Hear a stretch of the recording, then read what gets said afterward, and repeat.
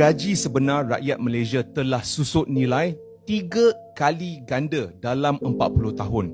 Dan apabila gaji kita tak naik setara dengan inflasi, apa yang akan berlaku adalah kita akan jadi lebih miskin. Antara bukti yang kita boleh lihat adalah dulu, time ayah dengan mak kita, kebanyakan isi rumah hanya ayah bekerja dan ayah pun ada satu pekerjaan saja.